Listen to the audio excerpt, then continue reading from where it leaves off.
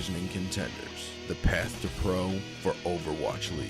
And here are your hosts, Thornrayne and Kyle Wynn. And welcome back for episode 20 of the Blackwatch Report. I'm your host, Thornrayne, and with me, as always, my co-host, Mr. Kyle Wynn. How you doing tonight, Kyle? I'm doing fantastic. My dogs are trying to get on webcam, but I'm not going to let them. I've got mine standing behind me sneezing right now, so I feel your pain. As always, we're going to start off by just going over kind of what we did this past week.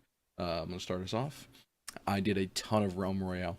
That's pretty much consumed all of my gaming time. Playing with the Blevins and Deathblow and a couple other podcasters. I got I Play Games, Not Rob from Omnic Lab. Just super fun, man. It's a really fun game. It's good times.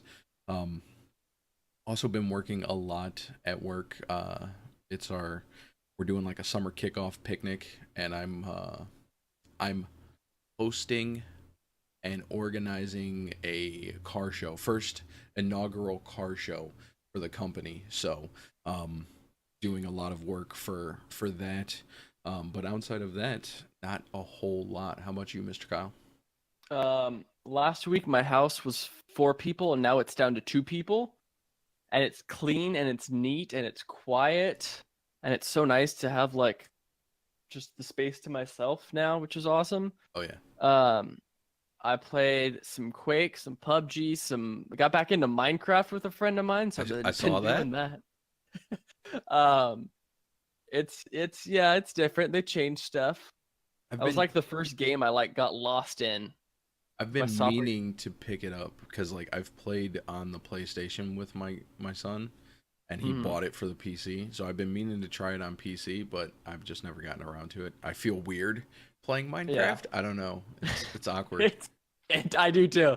It's one of those things you're like, you don't tell people you do anymore. Because back in the day, back in 2010, early 2011, before the game was even launched, it was everyone played it. It was the coolest thing. Only the true nerds played it.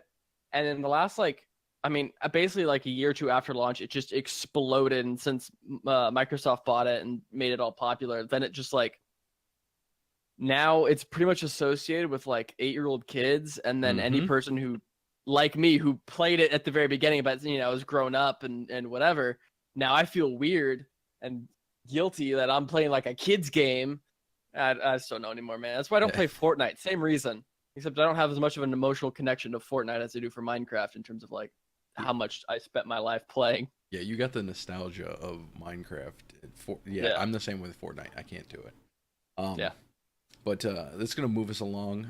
Unfortunately, again, this week, no iTunes reviews. We did get a new Twitch subscriber or follower. We're not cool enough for the subscribe button just yet. We're close. We should be soon, though. We should be expecting some sort of happy email relatively soon, though, right? We just got to get our viewer count up. So if you're listening to this, stop by and watch the live show. Watch me do my terrible Realm Royale streams. I do interact with people. I had a couple people in the chat the other night. I was chatting them up. But our newest Twitch follower is Mr. Shrugoff. He is in the Discord, so thank you for the follow, Shrugoff. And with that, that's going to take us right down into the news. So, Kyle, take us away. Cool. So, starting off the news, Gingerpop, who was previously the Lucio Mercy player for Arc 6, the team that XQC and Custa played on previously, is officially out of Overwatch. He played on Simplicity, yes, and is now completely gone with all of that. Now is on Rogue's Fortnite team. RIP Overwatch Gingerpop. Good luck in Fortnite. You'll probably reach a little bit more success there because he seemed good, but not quite good enough to be able to make enough money to sustain an Overwatch. Right after the announcement came out, I went to his stream, and he was duoing with Dr. Lupo. So, yeah, his stream's probably about to blow up. I want to say he was in squads with Lupo, Ninja, and Tim the Tapman yesterday. I think I saw. Interesting. So, I mean, if you want a bump, those are the 3 guys to get the Fortnite bump from. So, Gingerpop. Decent name power there, Jesus. Yeah. But moving us along, we see Mr. CrakinLakin got an invite to try out for Team USA. So that puts us up to 4 Fusion University members now trying out for Team USA. We've got CrakinLakin, Beast Halo, Elk, and Zachary. So we got a pretty good representation of Path to Pro up there in the World Cup team trials. Which is super cool to see. Now, speaking of more World Cup stuff, our very own good friend Chu, who was interviewed by us previously, is now the assistant coach of Team UK, assisting, I believe, Hayes is the main coach. Hayes is one of the coaches of the Fusion main team. So it's good for them, getting a little bit more extra help on the roster or stuff like that. Oh yeah, definitely. Big congratulations. Chu deserves it. I know he was running. Yeah, definitely. Unfortunately, it's not looking like there's going to be anything like that for the Team US. It looks like Ariel kind of has everything covered between him and Bare Hands and Annalyn, so I think they should be doing fine with that. But moving on into the roster moves world, we have word that NRG has picked up Rascal, which is kind of interesting because he mentioned that he was going to be in the US for something interesting, and we're wondering what the heck it could be. It could be joining another, expansion team or whatever. But it turns out to be NRG, who is, I think, the one team who does not need a new player at the moment. Yeah. They are like the only team who's like solid. Like they have every base covered at the moment between Poise and Stratus. All their DPS stuff is just squared away and solid. But they also picked up Chance as well, who used to be on a bunch of teams way early in the day. Played on Immortals, and before that was on Northern Gaming Red with Mangachu. And even coached Immortals for a while, and then is now part of NRG's coaching roster as well. So moving us along, we see Vizility now becoming a free agent after parting ways with Orgless and Hungry, which we will talk a little bit more about here shortly. Wasn't Vizility also the one that was subbing in on Envision? Yes, yeah. Yeah, he did sub in. It was him and Fisher. Right? It definitely was Vizility. And then there was somebody else. I'd have to look at last week's notes because I believe it was in last week's notes. Interesting. Well, I assume I'm curious as to what Envision's going to do now. If he's still considered a free agent, hasn't been picked up with or hasn't been picked up by Envision, so it could be something interesting. But moving on to the Korea/South Pacific region, there is EXL-Sports is announcing a roster from South Korea, but going to be in the Pacific region. That is the team consisting of Tanks Melon and Gabe Bull C, DPS Agnes and Zeroer, Flex players Assassin Victorious, supports Medic and Chloe. Never heard of any of these players, so I'm curious as to what how that's going to be. But obviously, since they're a Korean team playing in the Pacific region, they're probably going to do pretty well. But they're probably not that great because if they have been that great, they would have been in the Korean region instead.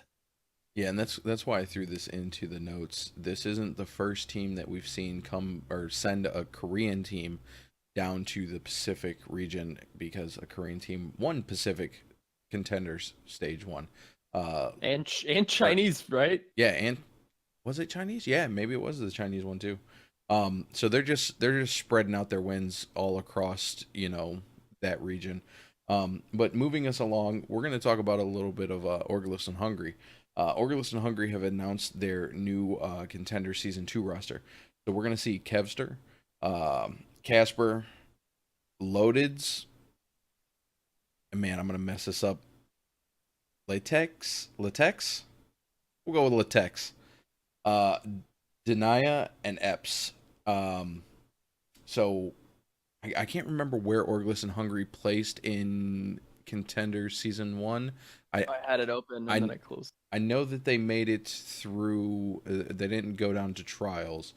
But as we saw with Vizility leaving, they're shaking things up a little bit. We're in the last week of trials, so Contenders is just right around the corner, starting the first week of July. So Orgless made it to playoffs, but got eliminated in the quarterfinals. So they had a pretty good run. They ended positive, but they didn't go deep. Super far. Yeah. So they're just making the changes to try to make that deep run. Right. Good for them. That's going to wrap it up on the news. So we're going to go right down into you can get your energy. Go over to the Rogue Energy. You can break away from your normal energy and go rogue. Use promo code Blackwatch at checkout for 10% off of your total purchase. Grab yourself a shirt, shaker, and a sample pack, and you're good to go. Moving us down into the quick play, we've got Contenders Trials. So I'm going to take the June 15th matches.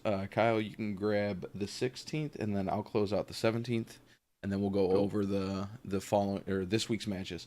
So on June 15th, we saw the Goats lose to Mirage Sport Electronic 3-1. Grizzlies dropped their match against LNL, who are on fire right now. LNL takes that 4-0. Karasuno drops their match against the Never Winners, now winners, bye week. It's good to see those guys doing so well. They're doing actually really well down there in trials right now. Bye week wins that 3-1. And then our final matchup for the night was Eminent versus Second Wind, and Eminent takes it 4-0.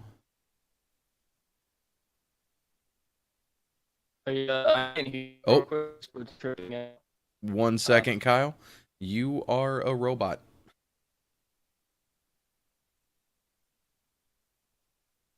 Is it better? That is much better. Yeah, you were roboting for me super hard, so I couldn't hear anything you said. Okay. Yep, you are back. Okay. Hopefully that... Is it my turn? Yes, sir. Okay. So LNL again, we talked about how good they were. They took out Goats 3-2. So Goats have been looking slightly better. They're getting these closer. But LNL's just been way too on fire. We saw Bye-Week take out Mirage 3-1. We saw Grizzlies take out Eminent 2-1 with a draw in there. Karasuno also took out their Second Wind 3-1. And then wrapping up the week, we see Goats get their first win of trials, beating Bye-Week 2-1. They did have a tie in there. LNL continuing their dominance with another 4-0 over Eminent.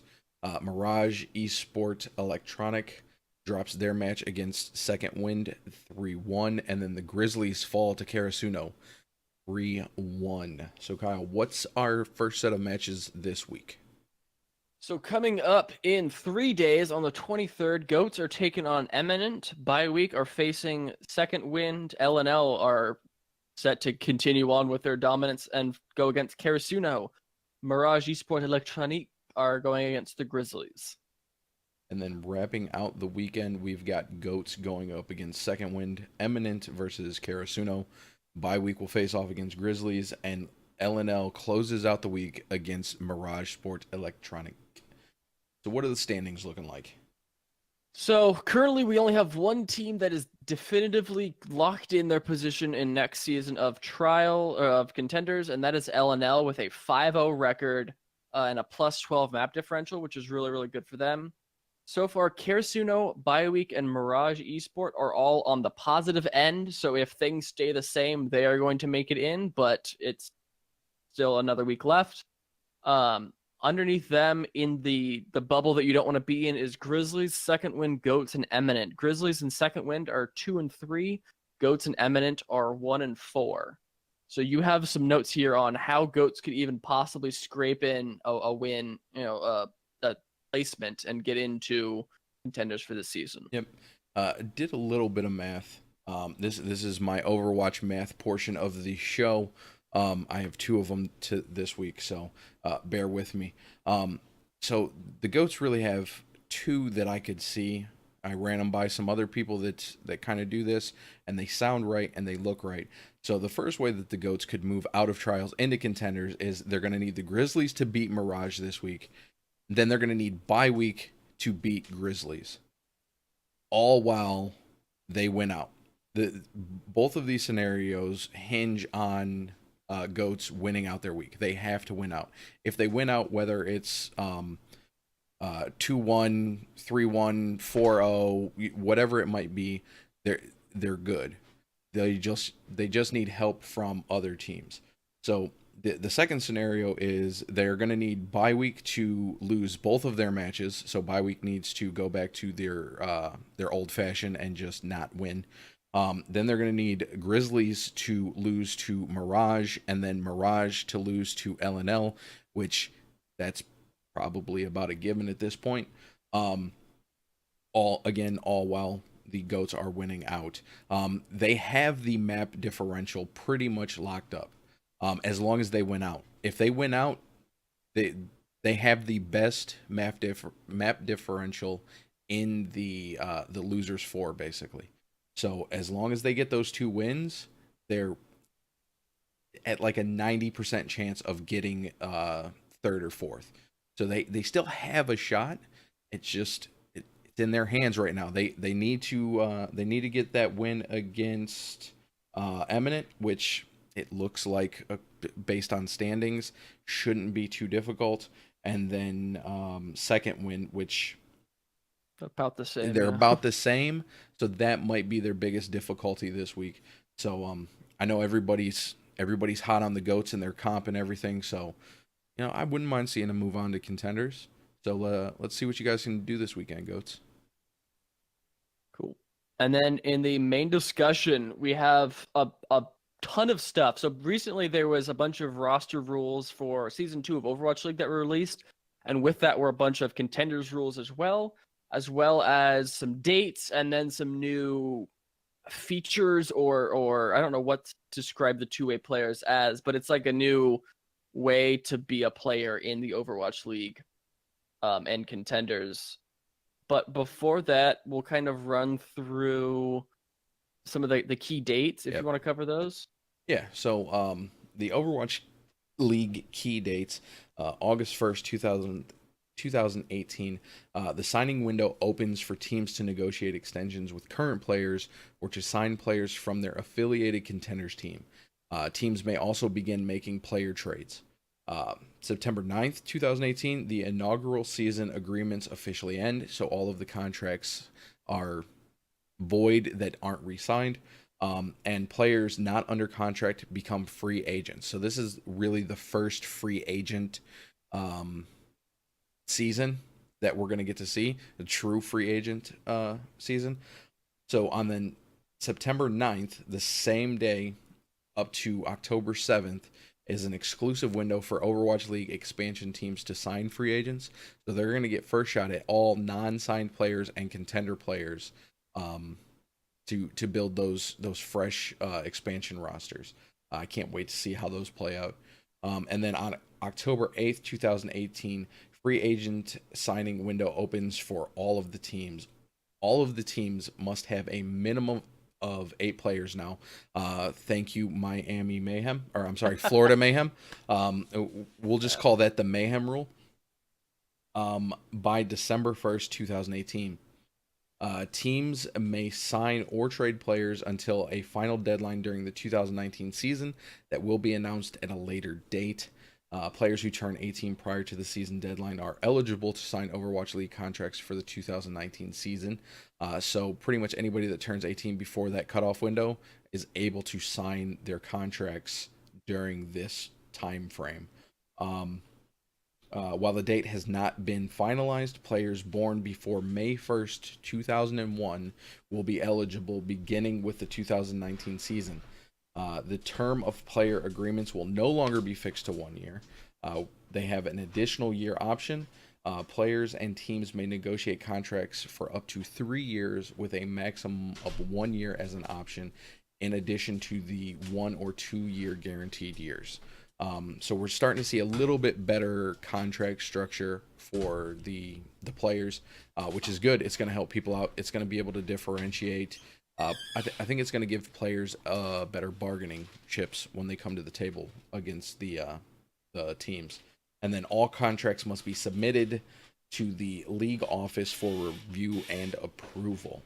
So now we've got some Contenders roster rules. So Kyle, what are they saying? So basically, now Contenders will be capped at 8 players as well. So whereas Overwatch League is a minimum of 8, Contenders is a maximum of 8. So Eagle Gaming, y'all got to figure out who to cut if they haven't already cut a bunch of people, because they had, I think, a full 12 at one point. Yep. Moving on to the next point is Overwatch League teams may reach out to all Contenders players to arrange tryouts and negotiate contracts. I don't know if this wasn't previously stated before, but it was pretty much an agreement previously that any team could sign basically any player. But now there are specific differences in the way that buyout fees are done. Obviously, like, signings of a Contenders player may be subject to payment of a buyout fee made by the Overwatch League team to the Contenders team, but fees are now negotiable and are capped out at 100% of the player's average annual base salary, which is basically like between $50,000 and whatever. As far as we know, $150,000 is the highest possible salary that we know of currently, but I would assume there's maybe a couple players slightly above that. Yep. Next is parent Overwatch League teams of academy teams may have the right to match clause, which basically means that if Toronto Esports has a player like Dalton, maybe Dalton just turned 18, and now San Fran really wants another Tracer player for some sort of joke. Because they like collecting them. Yeah, right? Just keep benching all the Tracers. What Boston can do is if they want to, maybe we want to keep that guy, as long as they match the price that SF is giving them, they get the player.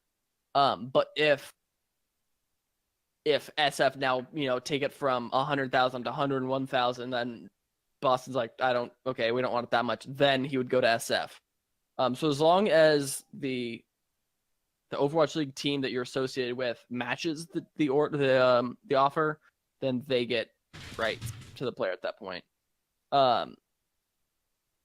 Next thing is the matching period. So they can't just like drag this out. Like we want to match up, but we're not going to give you an exact number. The team has a week. The Overwatch League team has exactly 1 week from the initial contract submission to the league office to put up their counter offer. Nextly, teams must notify the league as well as the parent team 24 hours before contacting a non-affiliated academy player to arrange a tryout or negotiate a contract. And then lastly, the Overwatch League will institute select blackout windows during each season to minimize disruption to competition.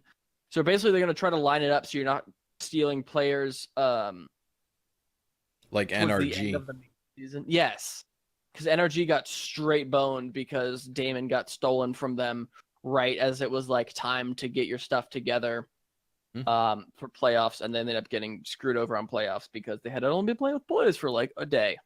Yep. So I think we can call that the NRG rule. So we've got the Mayhem rule and we've got the NRG rule. But moving over to what is going to be my favorite part, because after I read these to you, I've got a long write-up, and Kyle, I want you to jump in wherever you want to. Okay. Because I got a ton of stuff to go over.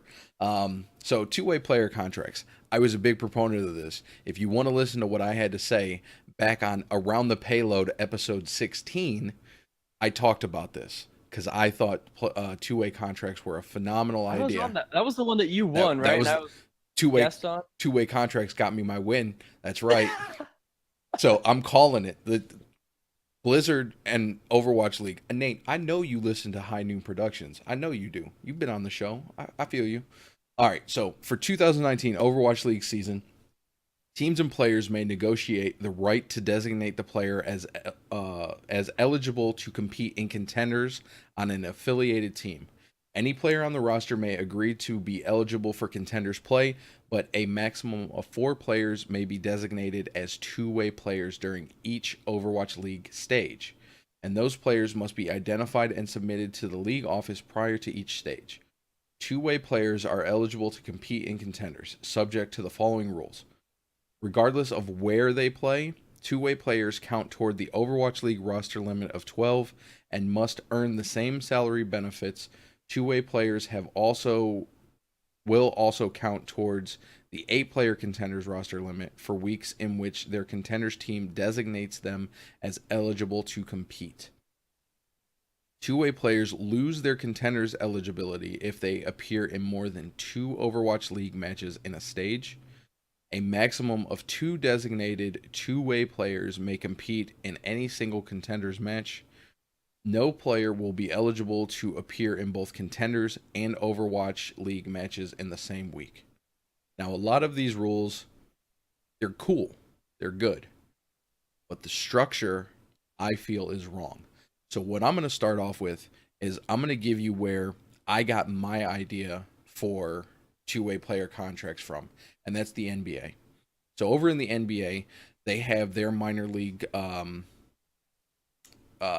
Development league, was it? Yeah, the development league.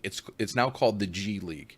So down in the G League, any team that has a G League roster can have two-way contract players on that team. And I have exact rules here. So for an NBA two-way contract, two-way contracts, they will act as the 16th and 17th roster spot for NBA teams beginning next season, 2017-2018. So that's past their normal roster of 14. The player can spend up to 45 days with the NBA team that signs him, although no time is guaranteed. You're allowed 45, but you could get 0. The rest of the player's contract must be spent in the G League, either for the team's affiliate or another if the team he signs with doesn't have a G League affiliate yet. Now this is an important one right here. For the 2017-2018 season, the G League will represent 26 of the NBA's 30 teams. So we see 4 teams in the NBA that does not have developmental teams. Guess what? Same thing with Overwatch. You've got Dallas, Shanghai, Seoul, and Valiant. Those 4 do not have an affiliate team. So essentially right now, those 4 teams are unable to sign any two-way players. They can't do it because they don't have an affiliate team. This is where my second part of Overwatch math is going to come into play. So we heard that the two-way contract players will count towards the Overwatch League roster and the Contenders roster. This is where I have my biggest problem with this. With the NBA contract, it's added players on top of the NBA team, but they can't just be there. Someone has to not be playing for them to fill that role. So, Overwatch League rosters are locked at a max of 12. The current Contenders, I'm pulling this right from the current rule book before they made the changes. Current Contenders rosters are locked at 9, 6 starters, 3 subs. So in rule section 3.7.1, starters, each team must designate 6 starting players. And in rule section 3.7.2, substitutes, each team may designate up to 3 substitute players. These players may replace starters during the season. Teams may utilize any available substitute who is present on their roster. Substitutes may change teams between weeks. Okay, so that gives us a total of 9 players on Contenders, 12 players on Overwatch League for a team. Let's go with New York. You got New York and you got XL2. So if we're using them, that's a total of 21 players. 12 in the league, 9 in Contenders. So the new rules we see still 12 players on Overwatch League, but now we only see 8 players on Contenders. We've lost 1 player already. Now, you go down to the two-way contracts. They act as players for both Contenders and Overwatch League. So if you have 4 two-way players, you're now down to a total between the same two teams, how many? You're going to say 16? it. 16. 16? Okay. So we've now lost 3 players. No, wait. 4 players on top of the one that we lost from the lower roster limitation on Contenders. So that's a total of 5 players that we're no longer going to see participating in between Overwatch League and Path to Pro. There's an issue there. Contenders it's the path to pro. It's your stepping stone up. So the Blevins over from High Noon Podcast said he thinks we'll see 2-way contracts go to Overwatch League talent that aren't starters. So like Mendo, IDDQD, they want to keep them on the team. They want them to play, but they don't want them playing on the main team. So they're going to kind of relegate them down to Contenders. This is where I have my biggest issue, as Contenders is supposed to be the path to pro, not the detention center for Overwatch League bench players. Right.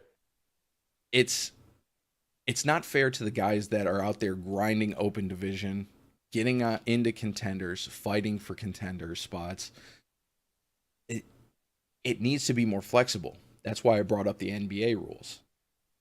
Let it be more flexible to where they're not taking up those spots. They're adding special spots. So right now, do you got anything on this, Kyle? I think that it definitely makes more sense that if Los Angeles Valiant A had a Contenders team, and B, it would make sense that maybe not if they didn't even have a Contenders team, but if this was a thing last season, it would make a ton of sense for them to bring on KSF from Simplicity, because they don't need to actually be on the same team, or do they? So like if LA Valiant wanted to field KSF as a 2-way player previously, like if this was a thing for the first season, they wouldn't be able to do it because KSF was first off on a separate team and wouldn't even have the ability to do a 2-way split, because the Overwatch League rules are that it needs to be of the associated team. It needs to be Gladiators and the Legion, or NYXL and XL2, right? According to the way the rules are written, yeah, that's exactly the way that it's supposed to work out. So they couldn't have done that, but I think especially when you're dealing with like a player that's like obviously from academy team to academy team, it seems weird to like if KSF was on like XL2 and you're now trialing him for Valiant, that's a little bit weird. But if this was Simplicity that he was on, which is not an associated team with any Overwatch League team, I see where you're going. Why not be able to just pull in players like that, or try out Sugar Free? Why not? Why can't Gladiators try out Sugar Free, or Houston Outlaws for that matter?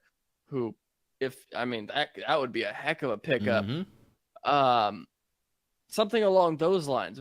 I feel like that was something that's kind of overlooked, like the fact that it seems like these are all having to be with the associated team. So like they could only have gods go up to Gladiators, or so on and so forth. Now, from what I was reading on the NBA side, the team's affiliate I'm going to reread the rule. The rest of the player's contract must be spent in the G League, either for the team's affiliate or another's if the team he signs with doesn't have a G League affiliate yet. So this is where I have down in my what I want to see happen section. Teams without an academy team should be able to sign players from any non-academy team with a 2-way contract. It'd be the same thing, except since they're not an affiliate with the Overwatch League team, the Overwatch League team, now this number is, I just totally made this number up because I needed something to put in there. The Overwatch League team would have to pay this non-academy team basically a housing fee. Let's say 10%. They sign, let's use Sugar Free for example. They sign Sugar Free. Valiant signed Sugar Free. They sign him to a $50,000 contract. They would Valiant would have to give who Sugar Free play for? I don't remember now. LNL. LNL. They would have to give LNL 10% on top of paying Sugar Free $50,000, so LNL gets $5,000 for the season for housing Sugar Free during the Contender season. And the rights to occasionally pull him up for scheduled, yeah. Yep, for the rights to be able to pull him up if they need be. I think it's the most fair for Contenders players out there that aren't getting signed to academy teams, because you got a lot of teams out there. Now, none of this says anything about Open Division. There's in all of these rules, there's nothing about Open Division. What happens to these players if the team that they're on with a two-way contract gets relegated to Open Division? That is super interesting. I mean, obviously it hasn't happened yet, because as it stands, every single one of the academy teams are still in Contenders. Yes. But like Mayhem Academy was like on the bubble. Like Energy close. was on the bubble. And with the way LNL is looking, there's a very good chance that we could see, NRG or Mayhem Academy down in relegation after season 2 of Contenders. So what happens to any of those players? Are they not allowed to play? Does the contract act the same? Like, how does that work? Yeah, they left all of that out. It specifically says playing in Contenders. Right. So, like, what would happen if Mayhem Academy got straight relegated and Swoosh and hopefully Florida picks up new supports, and that way Zupe and Zebosai are now chilling on the two-way player list with Swoosh, right? So you have 3 players. They're on Mayhem Academy. For some odd reason, they just get completely dumpstered. They're in like the worst group ever or whatever. And so they get dumpstered, relegated. And then what happens if they don't make trials? What happens then? Like, what happens? Yeah, like, exactly. Like, you've got players sitting in Open Division making $50,000+ a year to play in Open Division, which I'm a fan of. Like, because I believe there's players down in Open Division that could be worth a two-way contract at some point. There's people down there that are good enough. So now I'm going to get back into a little bit more of what I want to see happen with these two-way contracts. Let's start with the rosters. 12 Overwatch players. Keep it the same. Take us back up to the 9 players per roster for Contenders, which is the way it was for Season 1. So leave the rosters the same like they were. Don't do this 8-player roster thing that they're changing. All teams can assign 3 two-way contracts, not 4, just 3, to any of their academy team players. That's for the teams that have academies. And then any of the teams that don't have academies could go out in the pool of the thousands of teams that are out there, as long as they pay the team to pick up two-way players. Now, the two-way contracts should act as the 13th, 14th, and 15th spot on the Overwatch League team, which are basically inactive. We saw London use this tag that didn't even exist. It had no meaning in the league prior to London saying it, and they just said it because they wanted to be diplomatic before they cut the players. That's all they did. But 13th, 14th, and 15th should be the inactive roster spots. Anybody in the inactive roster spot should be able to play. Let me rephrase that. Anyone with a two-way contract in an inactive roster spot can still play in their Contenders matches. Now, anyone in the roster spots 13, 14, and 15. I just went over that. A player from the roster slots 1 through 12 will be considered active roster players. Now, in order for someone from 13, 14, or 15 to be able to play, one of the 1 through 12s would have to be designated as inactive. So then they would take that 12th, 13th, or 14th spot. And the person in that spot would then just transfer over to their spot, thus making them active. What's that? Would that inactive, let's say you have a 12 full thing and you've got 3 extra players, you would have to pull one of the 12 into be the inactive, right? Yep. If you wanted to play currently inactive. what would that like look like in that instance? Like, would it be just for a week, for a stage? That would be like right now they have it. They can't play more than 2 matches in a stage. Um, Okay. I think that it shouldn't be based on stage. They play how many matches in a stage? 10? Yes. Yeah. Okay. So there's a total of 40 matches. So let's say they can't play more than 25% of the season in Overwatch League, or then they have to be signed for an Overwatch League, like a full contract. Their two-way contract would then, they would have to revert them to a full contract. Well, if you have a full roster already, you would have to cut someone, just Right. like they do in the NBA. Like if somebody gets hurt, my Cavs saw it a couple years ago. They're playing in the finals. We picked up that damn guard, or the center from Golden State. I can't remember his name. He literally played 12 seconds. 12 seconds. He's out on the floor and he breaks his leg. They cut him and they bring up a two-way player. That's what this is for. If you have something happen, you've got these guys that are down there playing, that are keeping up with their abilities, able to come up in an emergency. What it should be for. Like teams like Dallas, where instead of having to throw time on main tank, you could pull up a Contenders player and have him be like, "Yo, you're in for a little bit. And Good luck." you bring up Dallas, and Dallas is the perfect example of needing two-way contracts, but they don't have a Contenders team, or they don't have an academies team. They should be able to pull from LNL. They should be able to pull from Goats. Solid. Like, if they want to sign somebody and then pay them their salary, pay that player their salary, but then pay the team the housing fee, they should be able to do it. Don't, just because they don't have an academy team, don't punish them. They don't want to run two teams. So what? As long as they pay out the people they need to pay out, let them do it. Right. All right, so continuing on, a player from the active roster has to be placed on the inactive to be able to move a two-way contract player into the active roster. Just kind of went over that a little bit. I think this is the most fair way to do it.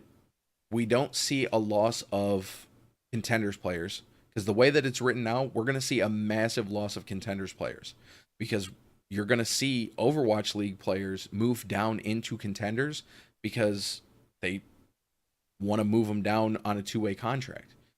I don't think it's fair to the up-and-comers that you move people that have already signed to the main team their spot. It's just, I don't think it's right.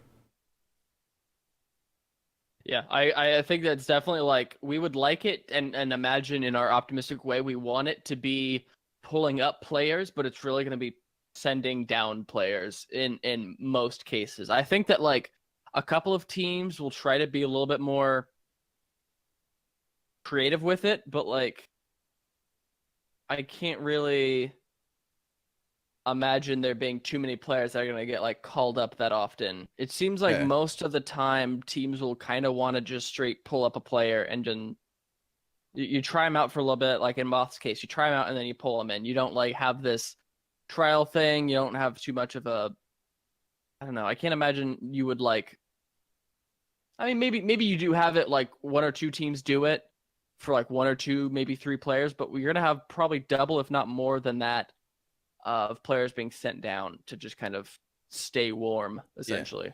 Yeah. And that's why in my previous statement I called it the Overwatch League detention.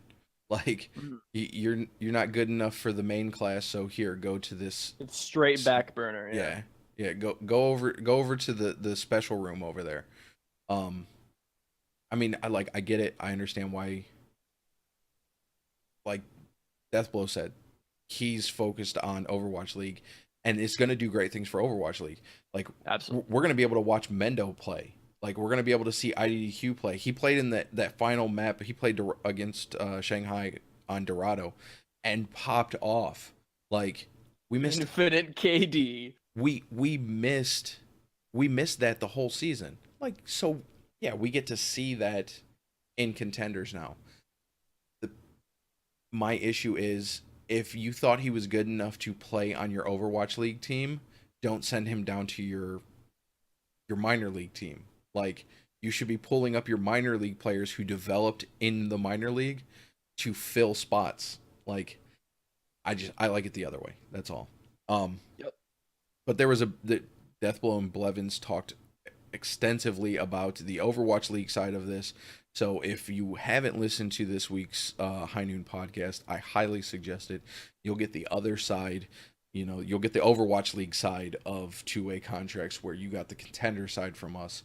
But that's all I have on the two-way contracts and the new rules. There's a couple other things. I'm trying to line up an interview. I'm not going to say the person's name, but if I can get it, we're going to go really deep into these contracts. Believe me, because I got so many questions about it.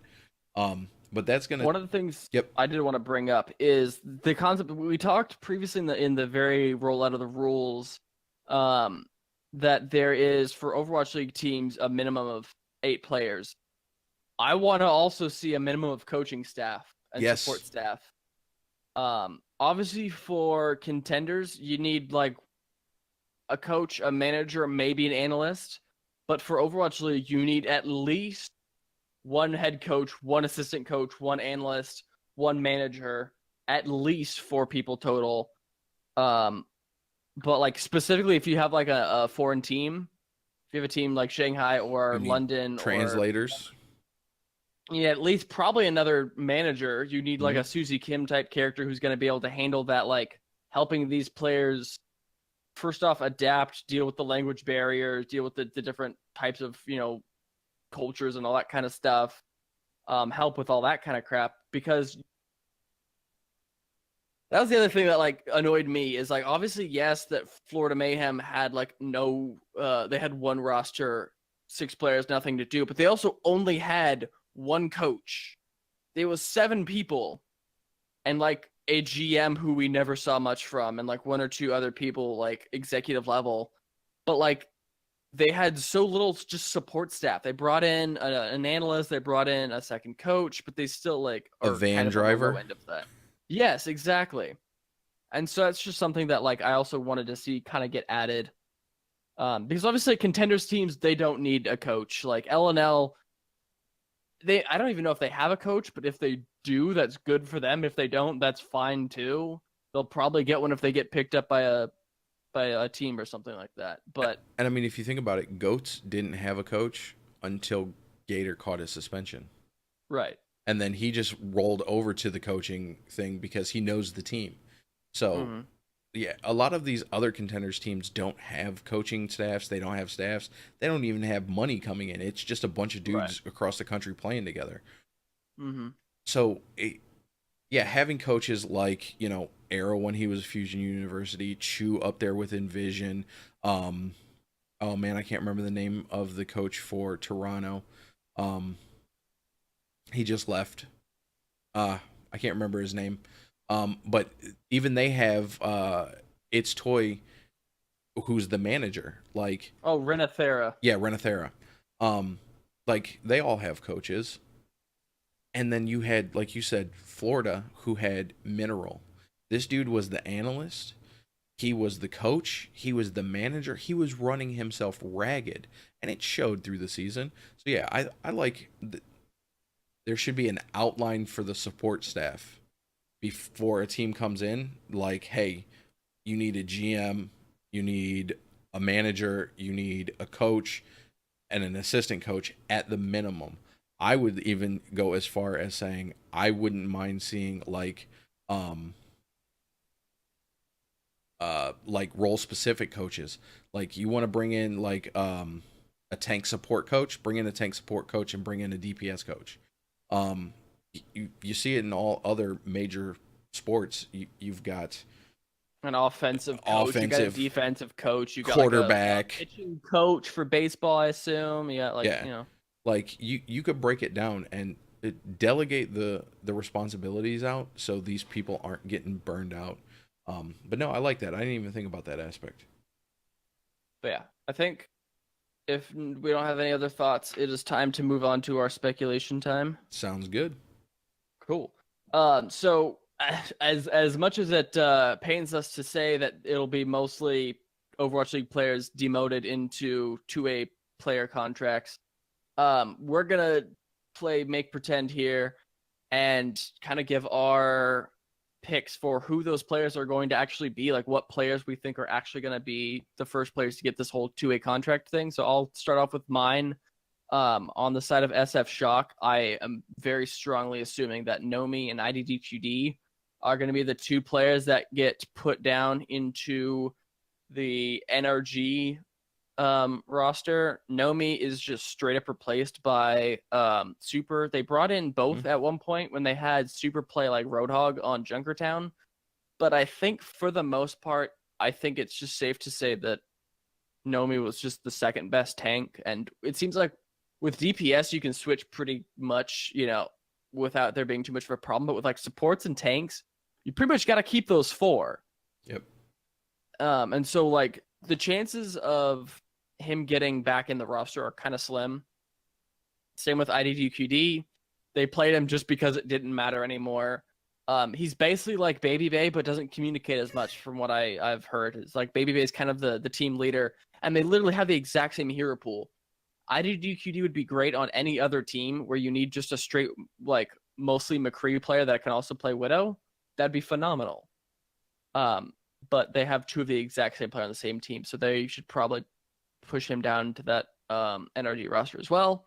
For Boston, for sure Snow is going to go on Toronto.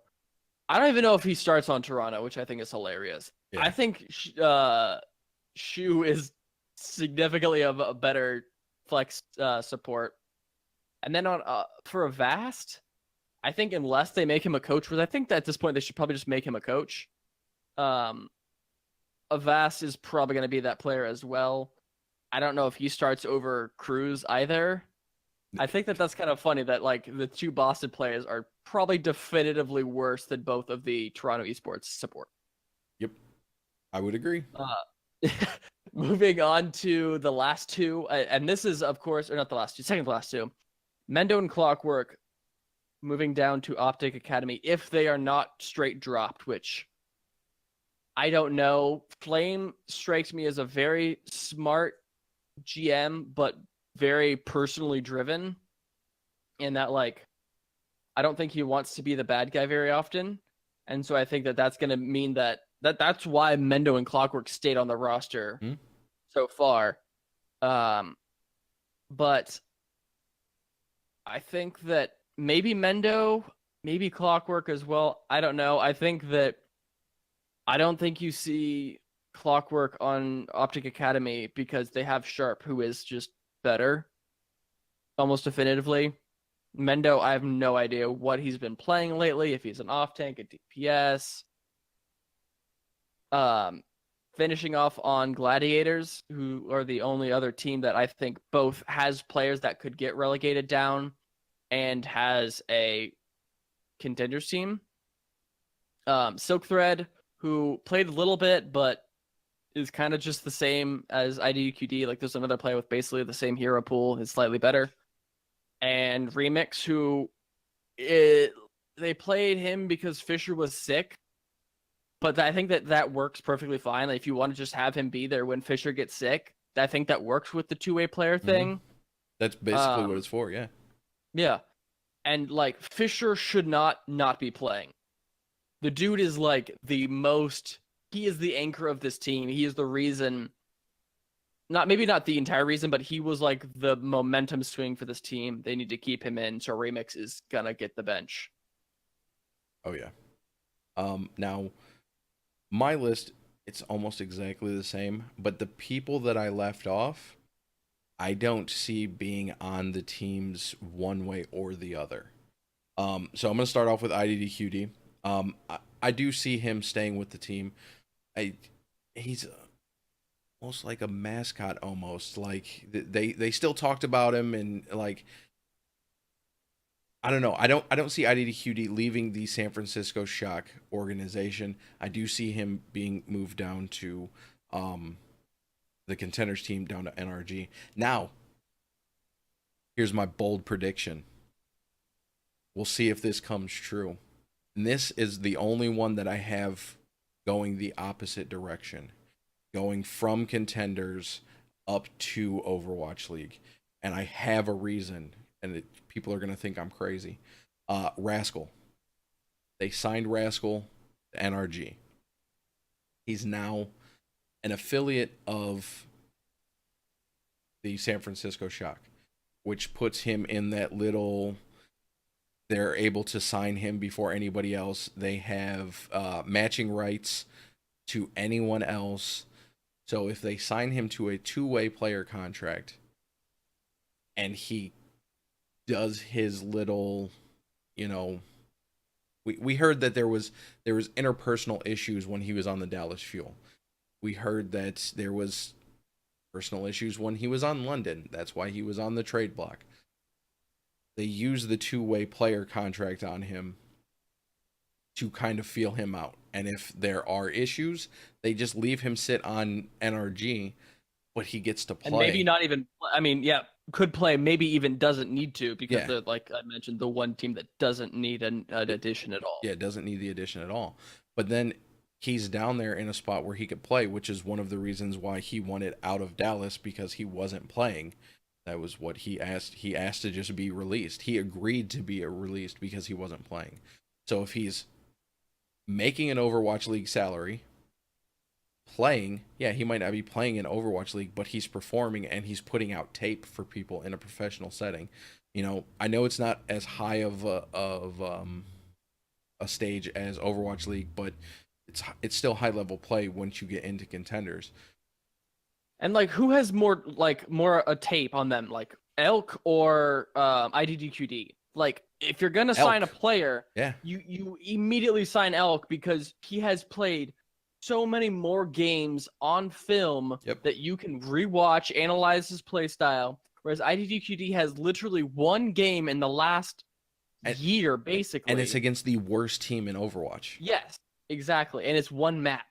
So, like, you cannot accurately judge IDDQD's play at all. So if you are a team, expansion team, like, I don't know if I really want to pick up this IDDQD guy. I'd rather pick up some other player that I've seen play a bunch, like, you know, Dalton, or, I mean, it's too young, of course, but like any one of those other, Zachary, for example. Yep. Pick up him over Zachary over IDDQD any day, because you see a lot more of the hero pool, a lot more of the ability to switch on the fly. Like Elk told us about the story of Zachary switching to McCree on Oasis, stuff like that. Just like, and they made it work because he's just that good.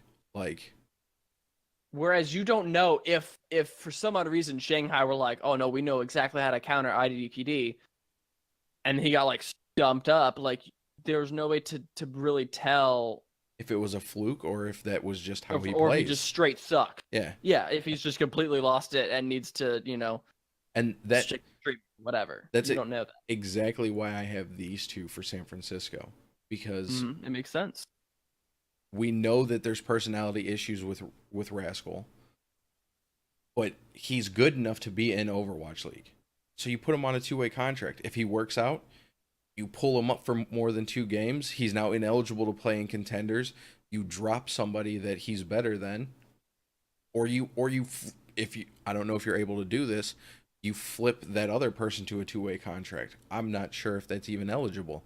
It might be. You might be able to switch two-way contracts in the mid-season or before the end of the signing season.